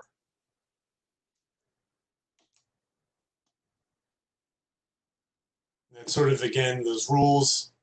Mitigation project has to be identified, whether the township has developed a mitigation plan and identified actual sites, or whether the town develops criteria by which an applicant can propose a mitigation project and it can be judged. Because without a mitigation plan, towns are not supposed to be giving variances from their requirements. So that has changed it a little bit, made it a little more stringent, but also made sure that these mitigation projects were occurring. And so all of that is sort of a huge change, again, changing from large structures, large drainage areas, large infiltration basins to smaller distributed. Municipalities have, again, 1 year to sort of modify their ordinances. So I started going through Franklin's, and there's a couple things I pulled out that I thought were really key and useful. One, if you recall several slides ago, it's probably only 30 seconds because I'm going really, really quick. Water quality standards, you know, the red, those sub-watersheds not meeting standards. Well, Franklin's stormwater ordinance actually talks about one of the goals of the stormwater rule of your ordinance was to meet the water quality standards, make sure that you have anti-degradation, means those waters that are meeting standards don't get worse. And are really seeking to use that to protect water surfaces to improve stormwater. You have your, again, your definition of major development. You know, basically, oops, keep on forgetting. But your major development standard is basically what the state rules are. But Franklin is one of a handful of towns that actually has this minor development requirement. So if you don't meet those major standards, you still have to do something. If you have 1,000 square feet or more of impervious surface or disturb 2,500 square feet of land, you still have to do some level of stormwater management. And the way Franklin has it is you have to control 3 inches runoff on site, which is great. Like I said, there's a handful of towns that have this minor development. And so it's an area where you can start chipping away at the problem, and it is very good. And then Franklin has the maintenance requirements, and they have annual reporting and permit, which is very important. Last 2 years ago, DEP issued a new permit for stormwater management, the MS4 permit, which is the authorization for municipalities to issue stormwater management review of development plans and to run the stormwater management system it owns. Those permits require the town at the end of every year basically to certify all of the publicly and privately owned stormwater management is functioning, is being maintained. And so this was a very, this is something already in your ordinances that really gave you a leg up on that when that permit condition came out. And so I said, the green infrastructure rule had some really good things and a couple things that they were taking away that were not as good. We've been advocating for even stronger stormwater management for the last several years. Princeton adopted a stronger stormwater management ordinance in 2016 or 2017. And so these are recommendations based upon the enhanced stormwater management, which municipalities can do. The new green infrastructure rule specifically calls that out and encourages municipalities to do that. So one of them is looking at maybe reducing the trigger for major development. So you want to drop it down from an acre of soil disturbance to a half acre of soil disturbance. We advocated reducing it from a quarter acre of impervious surface to 5,000 square feet. We also advocated for the creation of a minor development, which you already have. And so one of the questions I would ask is, are you seeing lots of projects that are, 1,000 square feet and under, and therefore not really triggering that minor development and requiring stormwater management, or are most of the projects higher and therefore maybe your minor development triggers are fine? Just sort of a question I throw out there to think about as you are looking at the stormwater management ordinance and seeing where to enhance it or modify it. Redevelopment, as I said, before the late 80s or so, there was no stormwater management. And a lot of the flooding and water quality issues we see is because of those sins of the past. So how do you sort of chip away at that redevelopment? How do you chip away at that? So under the rules, the way they sit, by and large, if you're not creating new impervious surface and you're just replacing it, you knock down a house and rebuild it basically in the same footprint or a little bit bigger, if you don't create a quarter acre of new impervious, stormwater management requirements are minimum, if any. So one of the things we are saying is, as we are redeveloping our areas, time to start incorporating stormwater management, starting to reduce flooding, starting to reduce that discharge of pollutants downstream. The other requirement is maintenance. How do we make sure these things are being maintained? Again, you guys have permit and maintenance inspection requirements. Are there areas of that needs to be tweaked? There was a couple areas in the ordinance that specifically accepted certain developments from complying. That might be something to take a look at and see if that makes sense anymore. Mitigation fee to secure waivers. Can't do that for major developments, but can you do that for minor? Those non-structural techniques in green infrastructure. I looked at it this way. The green infrastructure rule has taken out those non-structural strategies. So keeping the natural systems, disconnecting your impervious surfaces, keeping your trees, those types of things. So under the new rules, you could literally level your site, fill in the wetlands, cut down all of your trees, plop a rain garden in it, and you've met your standards. But that really seems to be missing the spirit of stormwater management and these green infrastructure rules of using nature. And as someone commented, trees are a stormwater management technique. They use water, they filter the water. So we would suggest you keep those standards in there so that you don't run into that issue. instead of getting rid of them. And then an on-site retention standard. So the way stormwater management works is, even though you are reducing the rate at which stormwater is running off, you are increasing the volume of it. Even though you are reducing the increase in pollutants being discharged, you are still increasing the amount that's running off. So if you keep more water on site and treat it there, you're reducing the volume and you're reducing the pollutants totally. So creating an on-site retention standard, sort of similar to your minor development of 3 gallons per square foot of treating it on site. So I talked about this, reducing the triggers for major development. Your ordinance says anything that's not major and above 1,000 square feet, you have to treat 3 gallons. Does it make sense to reduce your major development and maybe reduce your minor development? I guess that, really what kinds of projects are you seeing? Are there projects that are slipping through because they're under 1,000 square feet and maybe you want to start addressing that or not? So, questions I sort of pose to think about. I'll be more than glad to continue that conversation. The inspections, again, Franklin has that. It may need to be tweaked a little bit.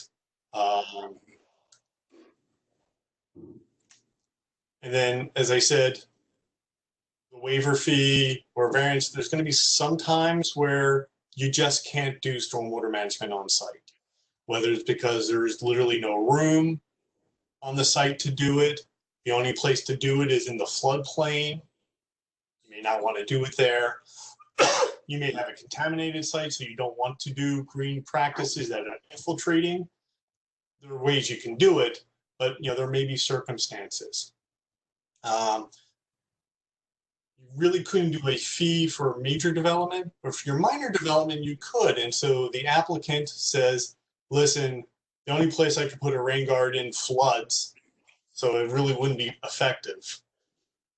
Can I pay into a fund for the municipality to use to improve stormwater management elsewhere, to build new stormwater management, to retrofit and naturalize basins, and so that I'm still providing that benefit, but not necessarily on site.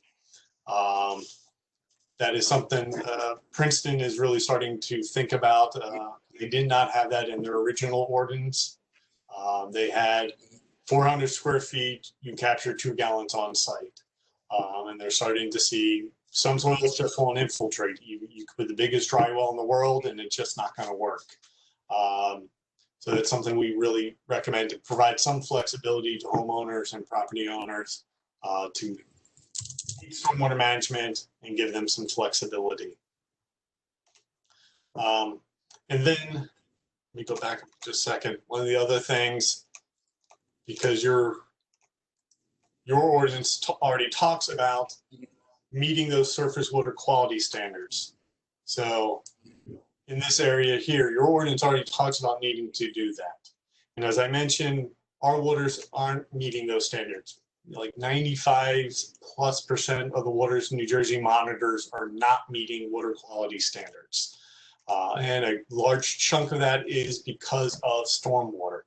So what the Department of Environmental Protection does and is required in the Clean Water Act is create what these are called total maximum daily loads, TMDLs, budgets for waters that are already impaired. How much pollution can we put in a stream and yet it still meets standards?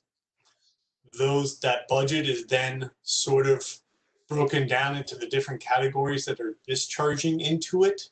And those are reductions. So for example, if you can see my cursor, this is for the lower Millstone and Raritan.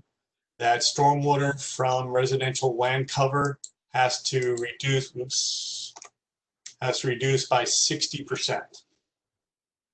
But the way stormwater rules now work, no one ever factors in, okay, what are you doing? Where is that being discharged? And what is the health of that stream or that waterway where your stormwater is ultimately going? And maybe because it's not meeting standards already, and it's already having impacts, you have to do better on site or do something elsewhere to fix the problem. So we are advocating that you incorporate the concept of total maximum daily loads, this water budget, this pollution budget, into stormwater management, so that property owners that are contributing to the problem can contribute to the solution and to the fix. So, you know, there's that, and it's a very complex. Other states are doing it. Pennsylvania, Maryland, Virginia are doing this kind of stuff. New Jersey hasn't started doing it by and large, and I think our rules require it. We just have not implemented it yet. And then the next steps, and municipalities have until March of 2021 to adopt a new ordinance. We've been working, you know, this is one of the first steps, presenting this to you guys, what the green infrastructure rule is, what green infrastructure is. As I mentioned, we've done a series of webinars on green infrastructure. We had a training course. We did a webinar in mid-April on this new rule. That webinar is on our site if you want to watch it. It was done by engineers and a DEP employee engineer who wrote the rules. We're here to help, educate, answer questions. And, you know, we're looking forward to sort of helping guide not only Franklin's adoption of the green infrastructure rule, but additional enhancements so that we start to see a reversal of water quality degradation and reduction in flooding. That was a ton of information in a very, very short period of time. I don't know if people have any questions, want me to go back over something. All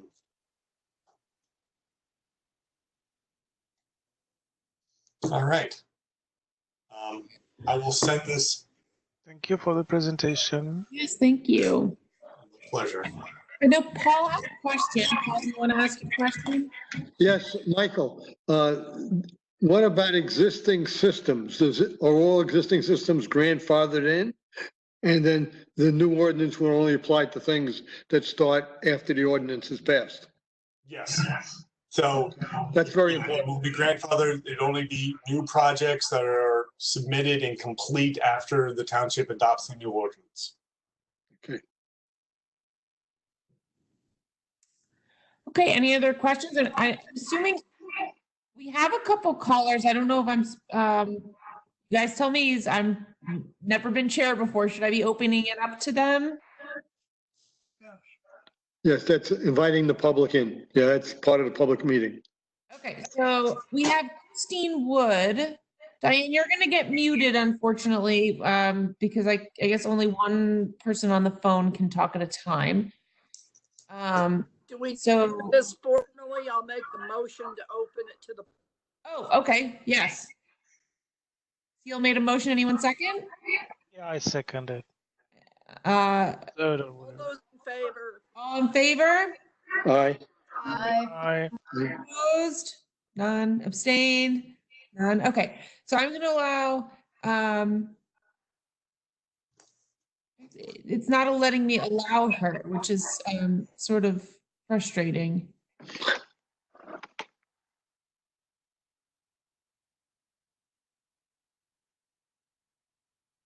And there's no Bob. I'm trying to allow her in, and it's not letting me. We want Dr. F have a dog. What's that? Oh, she actually just hung up, so it doesn't matter anymore.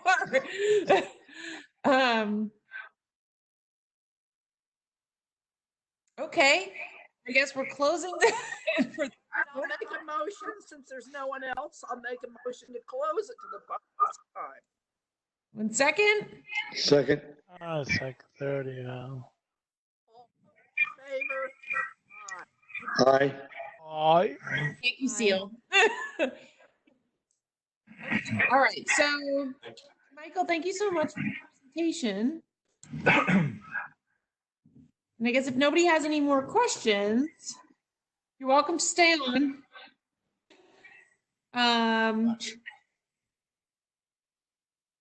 So that was our new business. If we're going into old business now, does everybody have the agenda in front of them? You know what? I'm gonna share my screen so we can all look at my. I need to be presenter. We can all look at the agenda. All right. So for any of these A through K, does anyone have an update?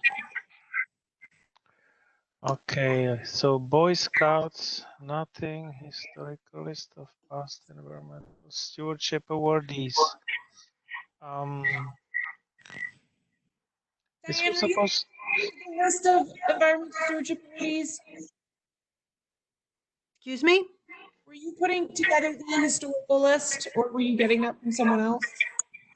I was never working on that. I'm not sure. I think Ted had a pretty good list and I was adding a couple to that. Somebody had a list and I was adding a few to it. And I think it was Ted. Ted, did you email us the list? What did we do with it?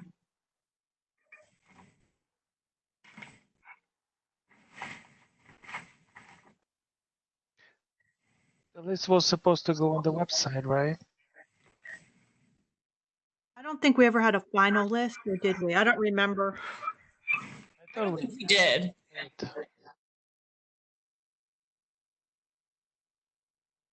Okay, so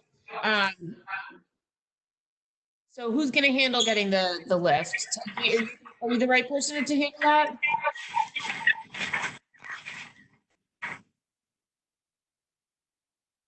I think it's not priority at this point. No.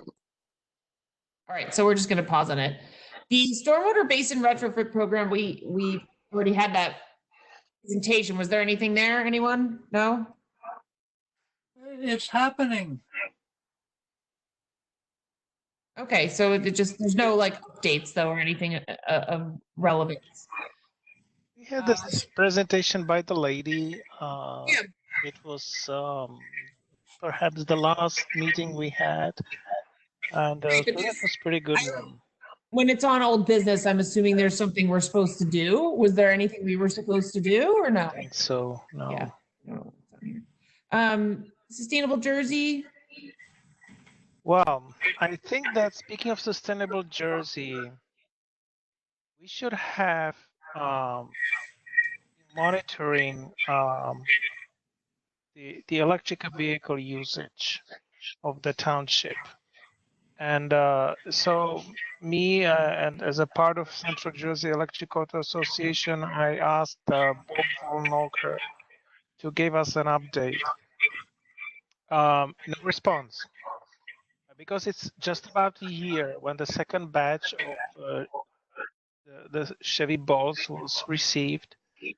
And part of Sustainable Jersey is that, you know, we have those vehicles and there is some sort of reporting.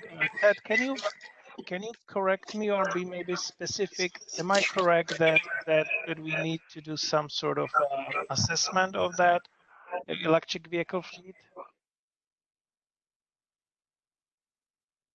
Ted.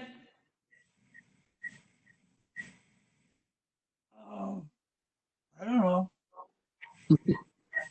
I have been contacted by somebody from Sustainable Jersey about encouraging us to work towards the gold star in energy, and I'm sure that electrical vehicles will come into that. In fact, we are regarded as being one of the most forward municipalities in the state by the number of electric vehicles we have purchased. I haven't looked at the Gold Star standards lately. I have to. Yeah, we're on the website right now. I would be very curious as a electric vehicle advocate, how much are those vehicles being used? How much they replace conventional vehicles? How much are we saving on fuel, on maintenance? Is there, who is managing the charging? Are the vehicles being plugged in all the time and the battery 100%, which is not good for the battery, or do they keep it at 80%, or how they manage all those things? I think that I would love to do it for free if they just give me the data. Am I supposed to see something, Jessica? I'm trying to look for the gold, if the goal is to reach the gold standard, so then it should be on here. Am I correct? It should be somewhere on the Sustainable Jersey website, sir. Right. So that's what I'm trying to look for. Gold star standards. Here we go.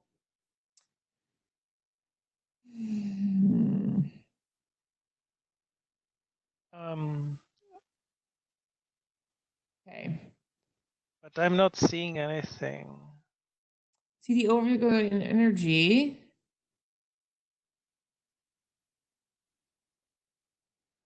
Yeah, we're not seeing your screen, Jessica. Are you trying to share it, or You're not seeing it? no? No, we see nothing. Really? I see a gray. Because I'm only sharing Microsoft Word. Excuse me. I'm gonna share my screen. Now do you see it? Yes, something is coming up. Right. So It can be overwhelming because the rules are just, too many rules.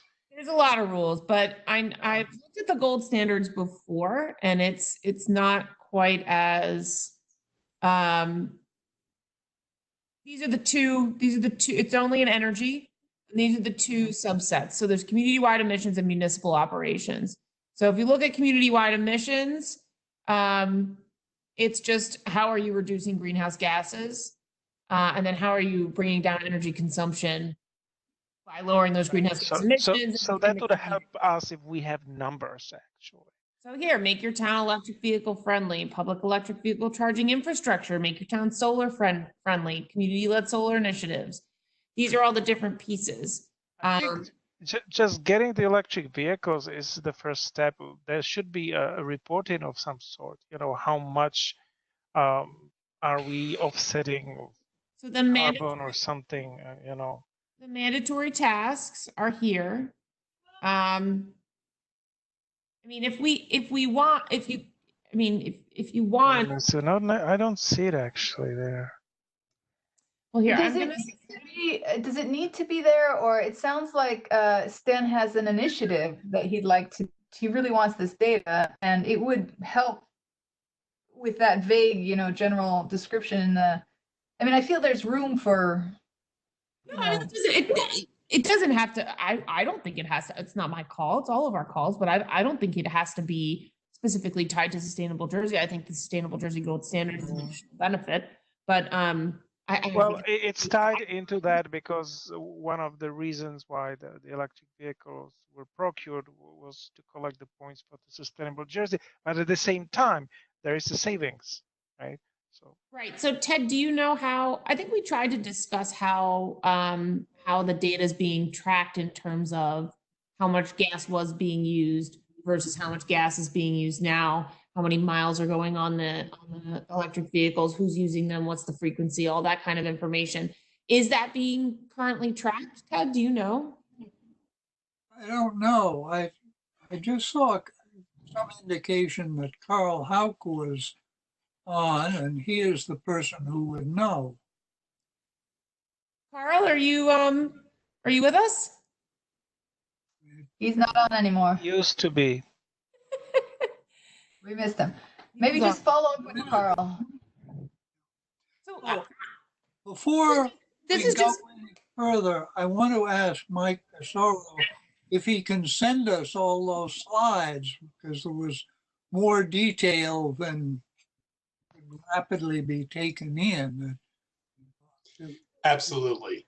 Have them for reference, and whether or not we put them on the website. Yeah, I'll send it to you, Mr. Chase. Great, thanks. Okay, so I'm going to make a suggestion. If there's certain pieces of data you want to gather with regards to the electric vehicles, so put it together and bring it to the next meeting and we can talk it through. And then maybe we can get it to Carl and make it happen. There are other townships that are really interested to have information, some data from the early adopters.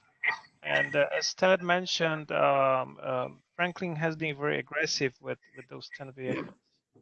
So it should make only sense that Franklin should brag about, hey, you know, this is how much we saved, this and that.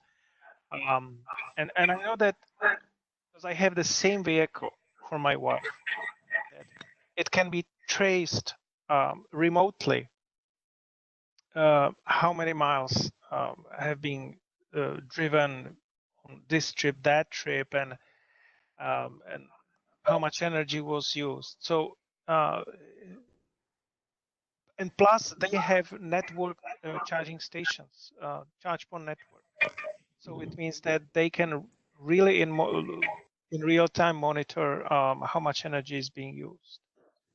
So they do have the data, and for the purposes of the fleet, I think they have logs of employees who, when they use the vehicle, they have to write down the miles.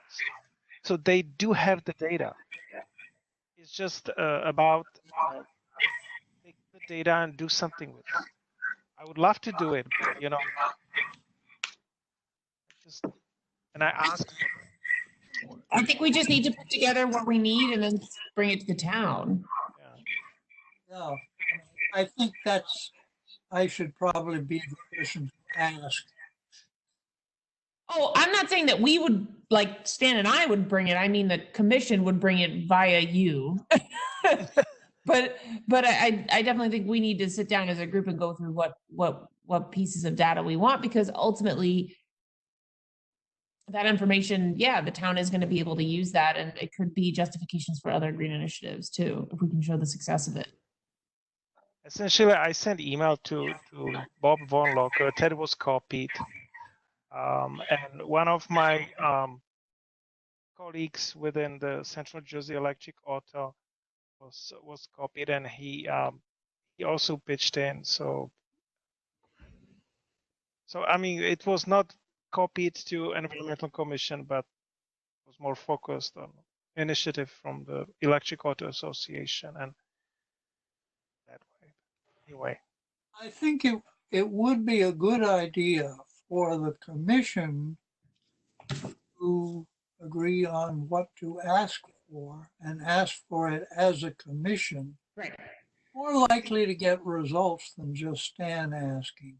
Right. Well, that's what I'm saying. Stan, put together your wish list and then let's all talk about it. okay. You know, I'll take the email that I sent to Bob, and I'll take it as a template.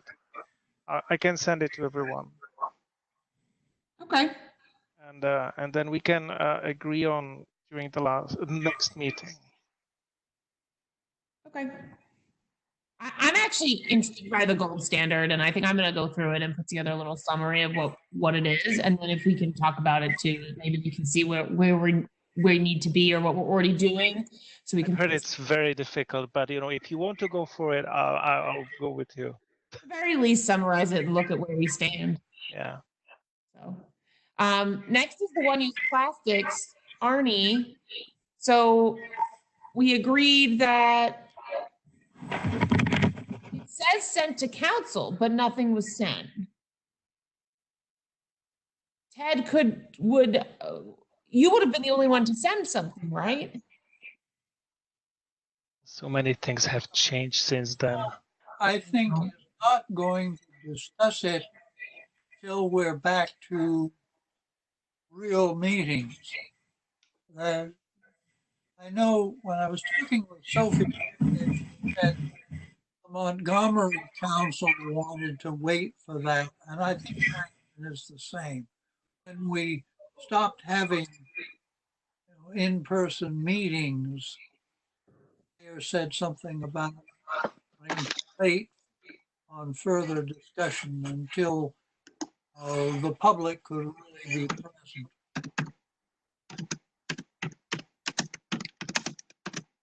So I think the time, if we want to take one more look at what the commission wants. Yeah, we were voting on making the list as a resolution, right? And I started drafting it, and then I just dropped it. Is it what you're referring to, Ed? Who's typing? Who's typing? Me. Arnold's also. You're both typing loud. When you type, just mute yourself and then do noise. You can mute yourself. You can mute yourselves, and then when you want to talk, unmute yourselves. I don't have to be the one that mutes you. Okay. I do that myself. Do on these calls is you mute yourself, and then when you're ready to talk, you unmute yourself. Anyway, so getting back to one-use plastics, what do we need to do, if anything? Understanding that we are on hold to a certain degree, what still needs to be done so that we can be ready to hit go when we can? Stan, was the list that you were talking about the want list of things that we would like to see banned? Is that what you were talking? Yeah, yes, that's the resolution that we actually voted on last time, and I started drafting it. And you, Arnie, you made some feedback, and then because of COVID, I just dropped it. But it's sitting there, the draft. Is it something that we want to finish up? I think we should. I think so too. I feel like it's better to have it ready to go, right? Yeah. Yes. Yes, I agree. So let me resume it. Okay.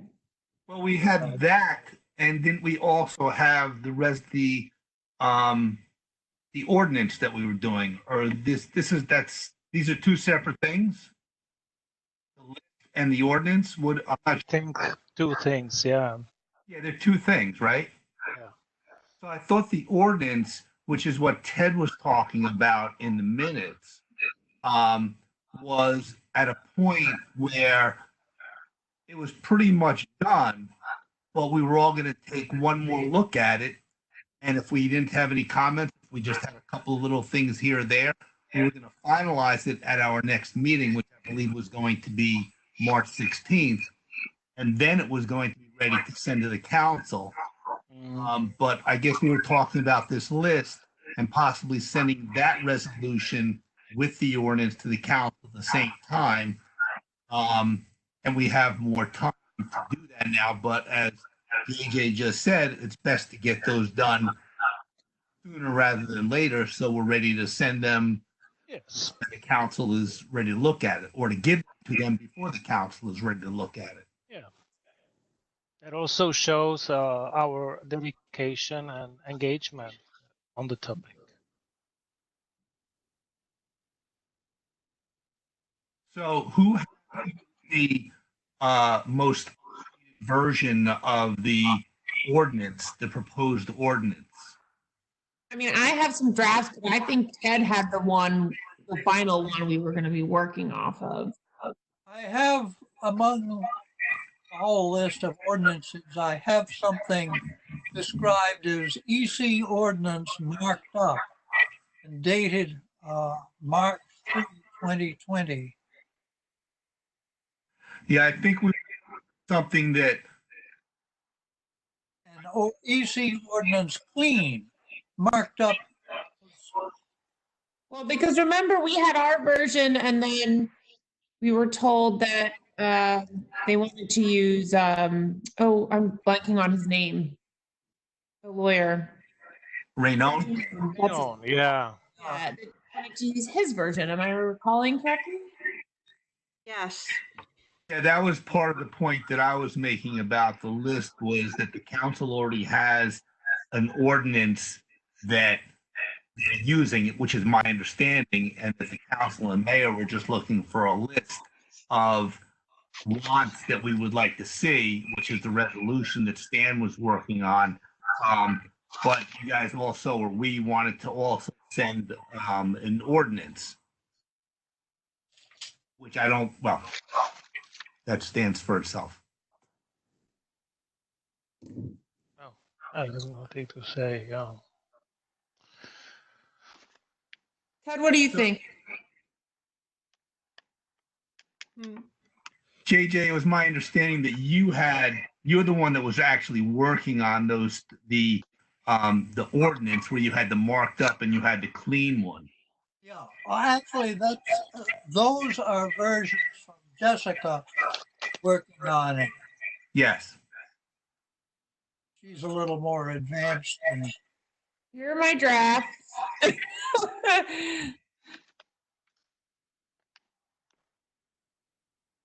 This is the most current. Don't start going into the details now. It's advanced hour. Are we allowed? Am I allowed to email this and circulate it to the group? That's where I'm getting pretty stuck because it's not. I would think, Ted, you correct me if I'm wrong, I would think that you can send it to all of us for us to review it ourselves, but just not go back and forth with comments. Okay. I can tell the meeting. Yes. If you want to make comments, the comments should be made at the next meeting as a public meeting. Right. All right, so I will email both the clean and red line versions to everyone. And while you're doing that, I also have in here though a Lou Raynone draft option. I just recall that our version was getting squashed because Lou's draft was going to take over. Right. That's what they're going to likely use. That's why they want. Okay, so are we really just cross-referencing our version against the Lou Raynone version? I don't see a reason. I mean, you can send a Lou Raynone version, but I don't. I mean, yeah. Well, I think the point perhaps was to have a list of what we would like to see in the ordinance, even if it's written by Lou Raynone. Right. All right, so we all need to refresh ourselves, basically. That's what it comes down to. there may be something on our list that Lou Raynone looks at and says, yes, we can add that to our ordinance, the ordinance that he has written. Right. Okay. Well, I'll send everybody everything so we can all be up. Walter! Walter's on. How you doing? Go. You guys continue. You're doing well. I was your backup. I was pinch hitting for you. Well, good. Walter. Ah, there he is. Yeah, the my computer equipment here is not up to the task of hosting WebEx, so we'll have to work about that going forward. All right. All right, so I'm gonna share all the documents about the plastic bag ordinance again, and then everybody can refresh themselves and we can address it at the next meeting. What about the list that Stan is working on? Or the resolution list? Yeah, I'll work on it as well. As the same date. Yes, because if you have a list already started, maybe send it response to my email, and then everybody can make. It's just I wanted to finish up making some changes based on Arnie's feedback, and then I can share it with everyone. Okay. I don't think we have a Franklin Times reporter here, so, and I don't think we're doing any articles. I just had to think about plastics, and if I could just share my screen for a second. Oh, I have to make you, Host. actually have to make you a presenter. This is still related to the plastic thing, and I mentioned it in an email, but let me find a Privileges. Okay, yeah, so this, I with another community group, I watched the story of plastic film, and it's an amazing film, like 90 minutes, and they set it up so that you can get your community to watch it for free. And so, you know, you just go and you host a screening, and we could invite the community, and that would be kind of fun during COVID times to be able to do that. And then, you know, have a speaker. That's something that I think is great for us to share on social channels. Then people will see this. It is COVID time. They'll end up watching it, and then they'll be like, wow. Then they'll get on board. Community recruitment, community relations, and also get the issue out there, because a lot of people maybe not really sold on the whole issue. Is this something that we can put on our webpage? Well, we can certainly have a link to it, but I think the idea is you have it, and I went through the other community group. They, you know, you get to watch it whenever, but you come together to talk about it, and you bring a speaker from your community, like who's doing the plastic thing. So then we can talk about what we're doing with plastics after the whole community's kind of watched the screening of their own. They've got a whole like procedure that we could go through. Would you be willing to like do just a quick like 5 bullets like timeline as to what steps we need to take to make that happen, so that maybe we can figure out how to make it happen? Sure. I think they have it. You stream the film. Everybody gets to watch it. It's free, and then the post-screening conversation. That's why we'd have a meeting. We say, join us from this time to this time to discuss it. Well, but that's what I mean. So if we're gonna have a WebEx meeting where we invite the public to watch this, then we need to promote it first. So that would mean getting it in front of the town, which would mean social media and our webpage. So that's what I mean. Can you put together the quick steps so that we can talk about it at the next meeting, and then get it in front of, because if it's going to go on our webpage or on the social channels, then it has to go in front of Bob McQueen, and it has to go to Mary, the clerk, and it just, yeah. So we need to go through the process. If you have it all planned out, then maybe we can next week talk about who's going to do what, and we can actually make it happen. Do you guys like that? Yes. Yep. Sounds reasonable. Sounds like a plan. Sounds good. Okay, so there's no Franklin Times article updates, right? No LED lighting application updates, right? No. Arnie, do you have a Coyote program update or no? Well, it's on the menu. I was going to say on the agenda as canceled, which I was going to say it's really been postponed, but we just haven't rescheduled it yet. It can be also taken in a remote that fashion. can be rescheduled, so I just don't know. You know, Is there any? Do you think there's any chance they could do it like a virtual seminar?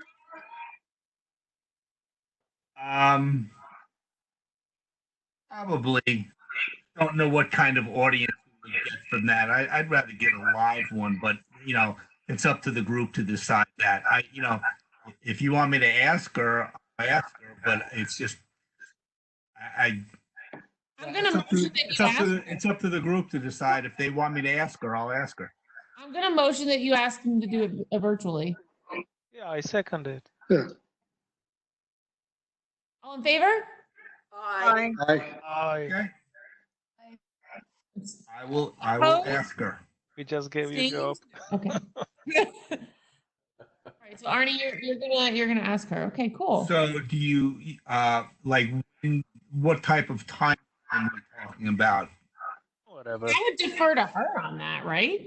No, but I don't know if you're talking about, do you want to ask her to do it in June, July, August, or, what's everybody's time frame, and you want to do it during a regular environmental commission meeting? How about reversing the question, like when are coyotes most active? Right. We want to do it before that. When's it gonna be relevant to the community kind of thing? I can show you a video of coyote being active on my deck about a month ago. No That way. is time. They're active quite frequently. Ugh. We I actually, think, we just upgraded our electric wiring because we were having fox problems again. So we had to get electric fencing for our chickens that is literally cattle grade because nothing was keeping them out. So I was happy because at least it'll keep the coyotes out. I will ask Michelle when she's available, and I will present it to her as, a month or so from now, whenever she's available, and we would want to do it the first or the third Monday of the month. So it'll be during the Environmental Commission time at 7:00. Does that sound right? Yes. Yep. Okay. Thank you. I'll keep you updated. And then, the only thing is stream cleanup. I don't think we can do anything with that for a while, right? Everything else. Let me tell you, me and Heather, we have been really trying hard. We wanted to have it as a sketch. We wanted to have it kind of remote. We wanted to have this and that, and whatever. It was just politically incorrect. So we're just waiting for the reopening, All right. If there's no more updates, We do have an update on the Transco pipeline. okay. It's done, Wow. finished. Yeah, the DEP sent a letter to Transco on Friday. And I'm just going to read a sentence from the conclusion. It says, based on the above analysis, Transco has failed to demonstrate that the proposed NESE project would comply with the Freshwater Wetlands Protection Act rules. Denial of the permit under these rules eliminates the project. So first they denied the New York State or New York City permits, and I should say New York State denied the permits. Then New Jersey did, and they still do have the ability or the opportunity within 30 days of when the decision is published in the DEP bulletin. They have 30 days after that to, I guess, in writing, to resubmit their applications. Ed Potosnik says that Transco has already said it is not going to resubmit. Really, the real decision was the New York State one. They had very critical about how the pipeline through Raritan Bay would pollute the hard clam bed, denied on that basis. And then they pointed out that. Hey guys, can you everybody make sure you're muted if you're not talking, just because it reduces the feedback. Awesome sauce. Then they pointed out that National Grid, who they would be selling the gas to, had admitted that they don't really need the gas. So, and then New Jersey essentially said, since National Grid has admitted that they don't really need the gas, we don't even need, therefore, there's no need for us to go through technical analysis again because the project is not needed. Wow. It's like a great swamp. Wow. I actually read through both the letters, not too closely, but enough. Yeah, actually, there's a sentence in the letter that says that they don't demonstrate a compelling need for the project. Therefore, the department must conclude that under these circumstances, public need has not been demonstrated, which is a requirement of the permit. Exactly. If I were Transco, I would go to court saying only FERC can determine need. But apparently they've given up.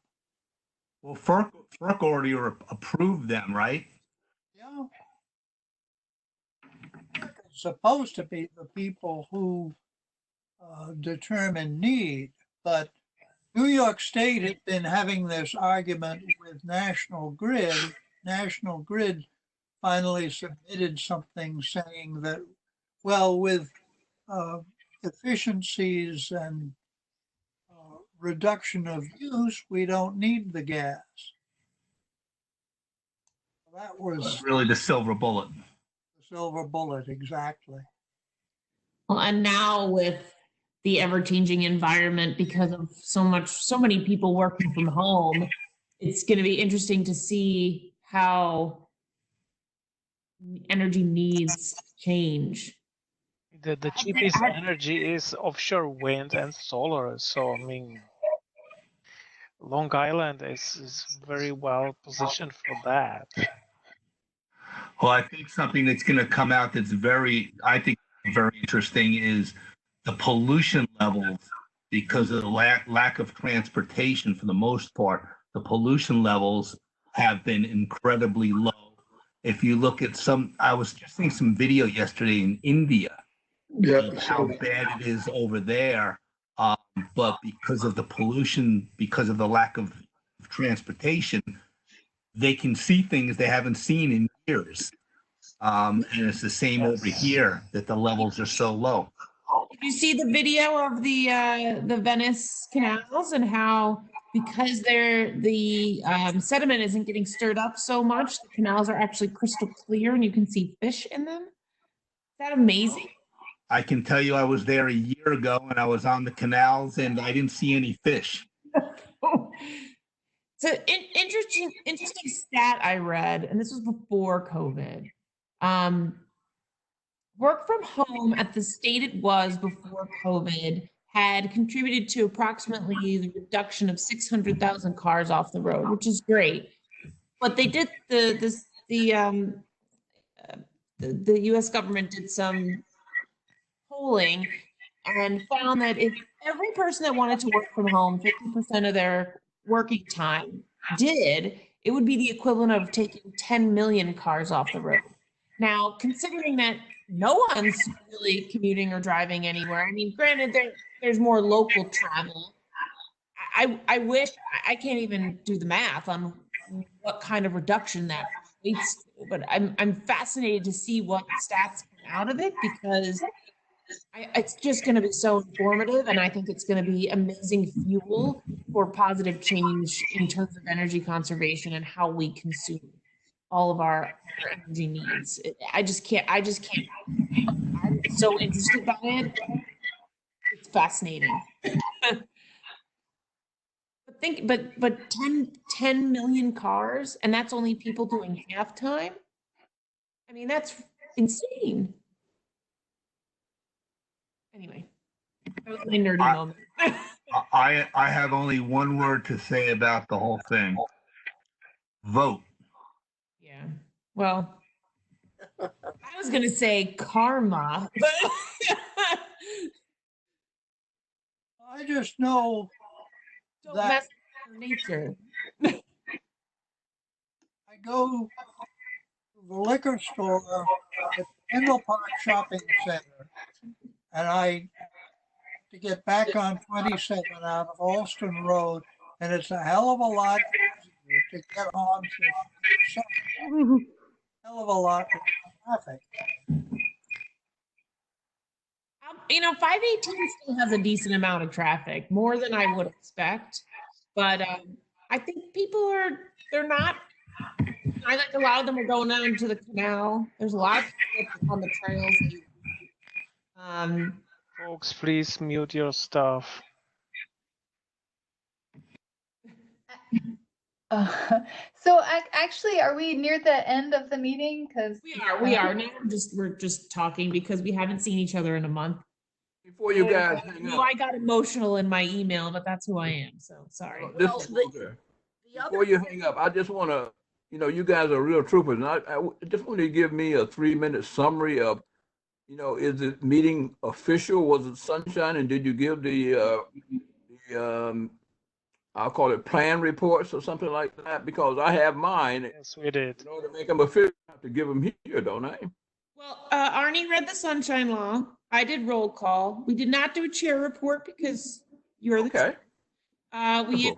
We officially approved the minutes. Everybody help me because I'm a rookie.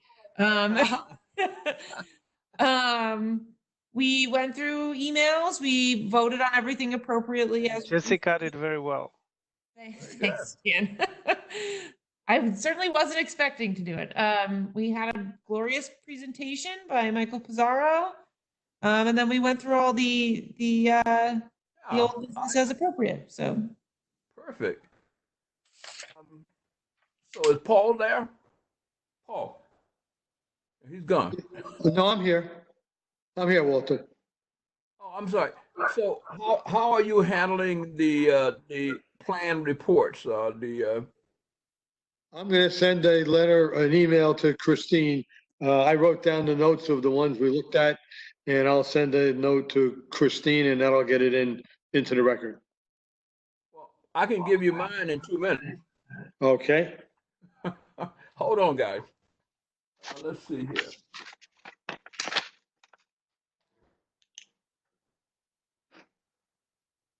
Yeah, the Reynolds Group. Reynolds Group, okay. Their second submission here, and basically, they really met all of the comments, so to speak.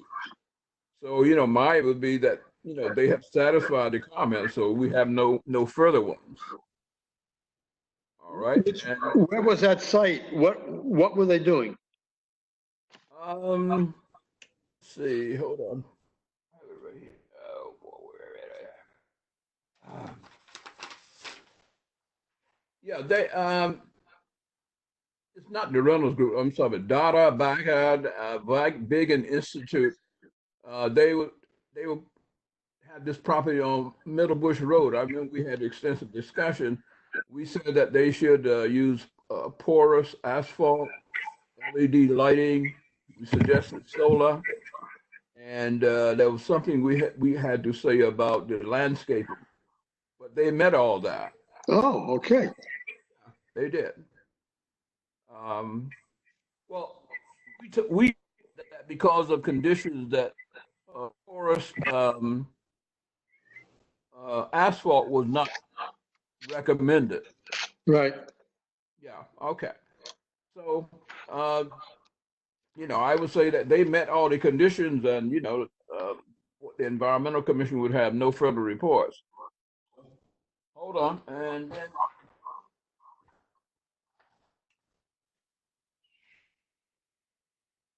The Macedonia Price, which is on Willow Street in Franklin Township, they're actually tearing down an old building and they're building a new one, but they are expanding their footprint. So it required a couple of variances, but I think that they would be approved. That's not and they added parking. And so again, I would suggest LED lighting, consider solar, and pervious asphalt, cement, I'm sorry. Right. So okay. On that one, and what's the other one here?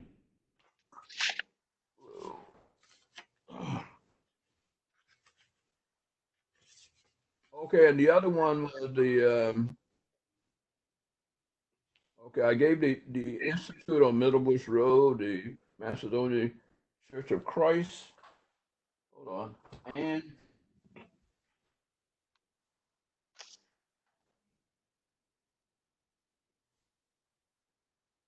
And I gave you the other one, the Dada Bagel one, Vegan Institute. You know, they met